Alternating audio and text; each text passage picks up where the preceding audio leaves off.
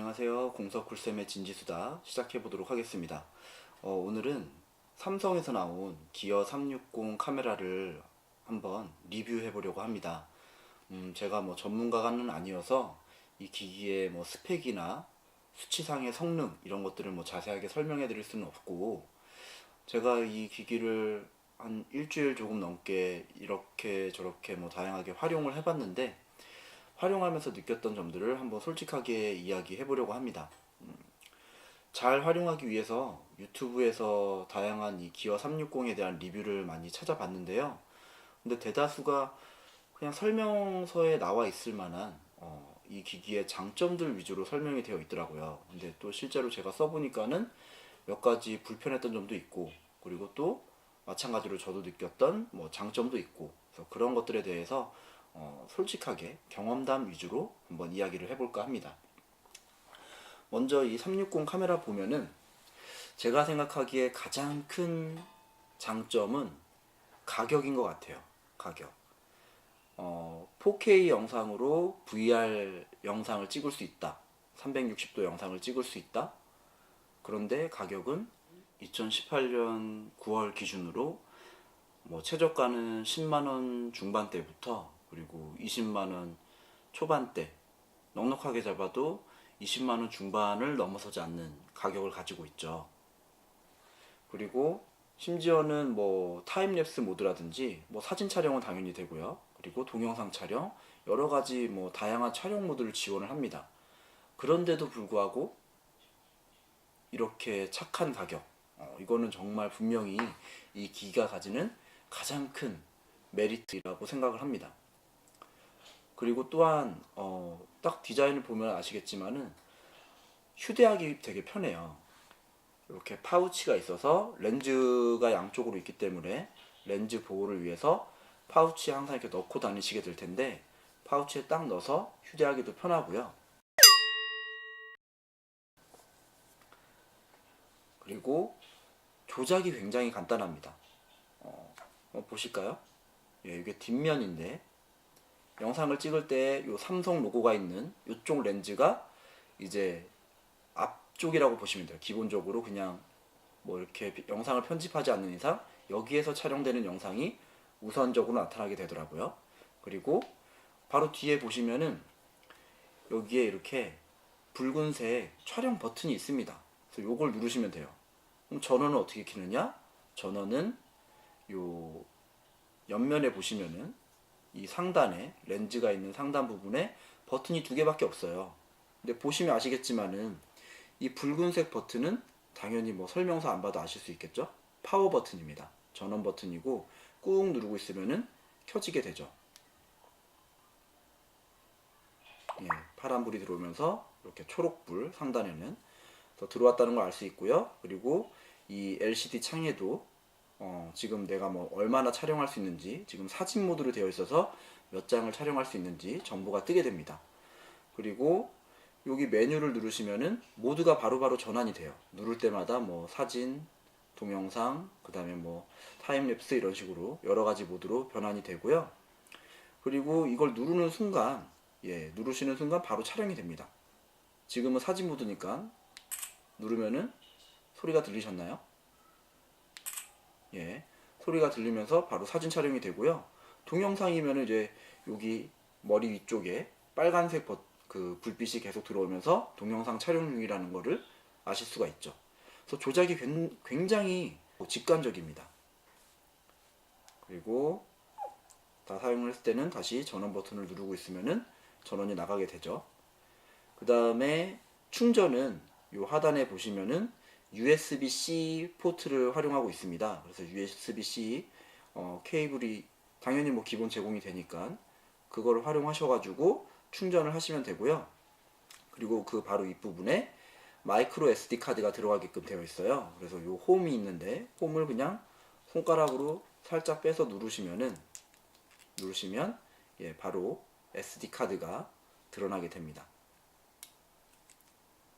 그래서 뭐 그냥 이 USB-C 포트를 통해서 컴퓨터에서 바로 인식해서 사진을 옮겨 오셔도 되고요. 아니면은 마이크로 SD 카드를 뭐 어댑터 등을 이용해 가지고 옮기시든지 그렇게 해서 사진이나 영상 자료들을 바로 옮기실 수도 있는 거죠. 그래서 이런 점들이 이 기어 360이 가지는 가장 큰 장점이고, 그리고 이 카메라를 떨어뜨리지 말라고 이렇게 스트랩이 제공이 되는데, 이 스트랩에 이 고리가 있거든요. 이 고리를 이용해서 간단하게 세워서 촬영할 수도 있습니다. 삼각대가 마땅치 않을 때 이 카메라를 딱 세울 수가 있는 거죠. 그리고 물론 당연히 하단에 보시면은 이제 삼각대를 고정시킬 수 있는, 이렇게 준비가 되어 있습니다. 그래서 다양한 삼각대를 고정하셔가지고 촬영하실 수 있겠죠. 그래서 이런 것들이 이제 사용하기 편하고, 그 다음에 착한 가격, 다양한 성능, 기어 360의 장점이었고요. 근데 제가 써보면서 느꼈던 이제 몇 가지 아쉬웠던 점들을 시작을 해보려고 하는데요. 일단 첫 번째로 이 기기를 360 촬영을 하다 보면은 본인이 이렇게 들고서 찍고 다닐 때 본인이 좀 왜곡돼서 보인다거나 이렇게 될 수도 있으니까는 주로 삼각대 촬영을 많이 하면서 원격 조정을 하게 되거든요. 스마트폰으로 원격 조정이 됩니다. 앱을 설치해서 연결하면은. 근데 삼성 제품이다 보니까는 아이폰에서는 안 되는 거 아니야? 라고 생각을 했는데, 아이폰에서는 잘 돼요. 제가 썼던 기종에서는 잘 지원이 되고, 앱을 설치하면은 와이파이 연결을 통해서 연결도 무난하고, 그 다음에 실제로 원격 조작을 해서 촬영을 하는 것도 무난하게 잘 됩니다. 근데 좀 안드로이드 폰들에서 안 되는 것들이 꽤 있더라고요. 저희 학생들이 이제 이걸 원격으로 조정하기 위해서 자기 핸드폰에다가 막 앱을 설치하고 막 해봤는데, 안드로이드 버전에 따라 차이가 나는 것 같아요. 그래서 어떤 안드로이드 버전에서는 아예 앱을 검색하면은 삼성에서 제공하는 기어 360 앱이 나오질 않습니다. 그리고 다른 뭐 어딘지 정확히 알 수 없는, 이름은 나와 있지만은 삼성에서 제공하는 것이 아니라 어딘가 다른 앱 제조사에서 제공한 유료 앱들은 뜨더라고요. 그런 앱을 활용하면 되는지 모르겠는데, 어쨌든 삼성에서 제공하는 기본 무료 앱은 아예 설치가 안 되는 스마트폰도 꽤 보였고요. 당연한 얘기지만 최신 안드로이드 폰일수록 설치는 잘 됐습니다. 그래서 설치에서도 약간 호환에 문제가 있었다라는 거.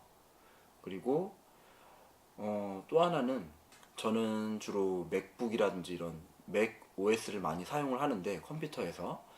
근데 맥에서 이 영상이나 사진 자료를 편집하기 위해서 불러오면은, 맥에서는 이제 동영상 편집을 위해서, VR 편집을 위해서 파이널 컷 프로를 아마 쓰실 거예요. 활용하시는 분들은.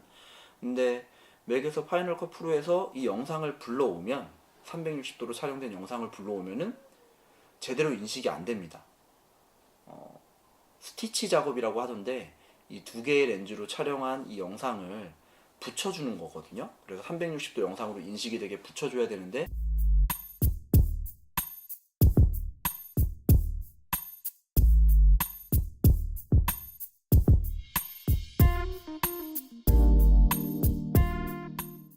그런 작업이 자동화돼서 그냥 기본적으로 돼야 되는데, 맥에서는 그냥 요 SD 카드에 있는 거를, 혹은 뭐 USB-C 포트를 이용해 가지고 컴퓨터에 맥에다 연결해서 바로 그 사진 파일을 옮겨온 다음에 파이널 컷에서 불러오면은 이 영상을 VR 영상이라고 인식을 못해요. 그리고 그냥 이렇게 두 개의 렌즈에서 찍은 동그란 구 모양의 화면이 두 개 잡혀 있는 상태로만 편집이 되고,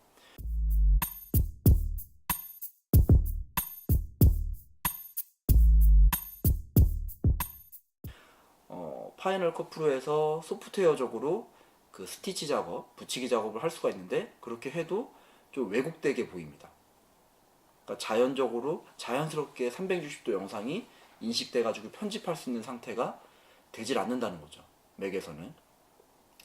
반면에 윈도우에서는 삼성에서 기본적으로 제공해주는 무료 프로그램이 있어요. 그래서 그 프로그램을 이용하면은 영상을 불러와서 편집을 하실 수가 있어요. 간단한 편집을. 근데 맥에서는 그 삼성에서 제공하는 편집 프로그램을 쓰실 수가 없습니다. 맥에서는 삼성에서 제공하는 그 프로그램을 가지고 영상을 360도로 이렇게 재생시켜서 보실 수는 있는데, 그걸 가지고 다시 편집을 하실 수는 없다 이거죠. 그래서 윈도우에서만 편집이 가능한 프로그램을 제공하고 있고요. 그리고 또 이거 역시도 호환성의 문제인데, 윈도우에서도 컴퓨터가 좋으면 괜찮은 것 같은데요. 컴퓨터의 성능이 그렇게 뛰어나지 않다면은 영상을 불러오다가 에러가 나더라고요. 제가 느꼈던 기준으로는 뭐 영상 기준으로 크기가 막 한 1기가 막 이렇게 가까이 돼갈수록 그 윈도우에서 불러올 때 에러가 종종 나는 경우가 생깁니다. 그리고 영상 작업하시는 분들은 영상을 짧게 짧게 여러 개를 찍어서 한 번에 불러오기를 하실 수 있잖아요. 근데 한 번에 불러오기를 할수록 에러가 잘 나요. 윈도우에서조차도. 그래서 그런 점들이 쓰면서 굉장히 좀 아쉬웠고요. 어쨌든 윈도우에서는 불러와서 편집을 하실 수가 있는데, 맥에서는 아까 말씀드린 것처럼 파이널 컷 프로에서는 이걸 쓰지 못하는 거냐. 근데 쓸 수 있는 방법이 있긴 있습니다. 제가 찾은 방법은 어떻게 하는 거냐면은, 이 카메라 안에 있는 영상이나 사진 자료를 핸드폰에서 예, 핸드폰에서 불러오면 돼요. 연동이 된다고 했죠. 아이폰이라고도 연동이 되거든요. 그래서 이 카메라에 있는 영상을 핸드폰으로 전송한 다음에 이 핸드폰, 아이폰에 있는 영상이나 이런 것들을 다시 맥북으로 전송을 시키면, 그러면은 VR 영상으로 인식을 하면서 파이널 컷에서도 자연스럽게 보이고 편집을 하실 수가 있습니다. 어떻게 뭐 특별히 그 파이널 컷에서 막 360도 카메라 영상 옵션을 조정하지 않아도 자연스럽게 제대로 보인다는 거죠. 근데 문제점은 또 이거 역시도 이 기기에 있는 거를 아이폰으로 옮길 때 너무 영상의 크기가 크면은 에러가 나더라고요. 제가 느꼈던 기준은 800메가였어요. 800메가 정도에서 넘어가기 시작하면은 그 사진 파일은 영상 파일은 전송이 안 되더라고요. 근데 이제 360도 영상을 찍어보신 분들은 아시겠지만 360도 영상이라는 게 4K로 찍어도 4K면은 일반 영상에서 굉장히 화질이 좋은 거죠. 근데 이게 360도는 전체가 다 모든 각도에서 다 찍는 거다 보니까는 4K로 찍어도 일반 그냥 카메라로 찍은 4K 영상에 비해서는 화질이 좀 낮은 편이거든요. 근데 이걸 4K로 옵션을 설정한 다음에 영상을 찍으면은 몇 분만 찍어도 800메가는 금방 넘어가요. 그러니까는 이거 가지고 맥에서 편집을 하기는 조금 힘들어지는 거죠. 윈도우에서 불러와서 윈도우에서 스티치 작업을 한 영상을 저장한 다음에 다시 맥북으로 전송하는, 맥에서 정말 제대로 편집을 하신다면은 그런 식으로 해야 되는 문제점이 생기는 거죠. 단점은 한마디로 얘기하면은 호환성인 것 같아요. 호환성. 호환성이 그렇게 높은 편은 아니다. 맥에서 뿐만이 아니라 안드로이드 폰에서조차도 아까 말씀드린 것처럼 버전에 따라서 예전 안드로이드 버전을 쓰시는 분들은 아예 이게 앱이 설치가 잘 안 되거나 이런 문제점이 있다라는 거죠. 저는 이 카메라를 쓰면서 어떤 생각을 했었냐면은, 교사이기 때문에 이걸 놓고 수업을 촬영해서 그 영상을 공개해도 참 좋겠다라는 생각을 했는데, 아직까지는 그러기에는 이 카메라의 문제는 아니죠. 그러기에는 영상의 크기가 너무 커지고, 그리고 편집하는 데 있어서는 일반적인 그냥 캐주얼한 사용자 입장에서는 약간 애로사항이 있더라고요. 그렇지만은 가지고 놀기에는 정말 굉장히 좋습니다. 이렇게 들고 다니면서 찍기도 편하고 가지고 노는 용도로는 굉장히 저는 만족스러웠고요. 다만 여기서 조금 더 전문적으로 나가서 어떤 작업을 하신다거나 이랬을 때는 좀 더 고민을 하셔야 되지 않을까 하는 생각을 해봅니다. 이상으로 오늘의 궁석불쌤의 진지수다 마무리하도록 하겠습니다.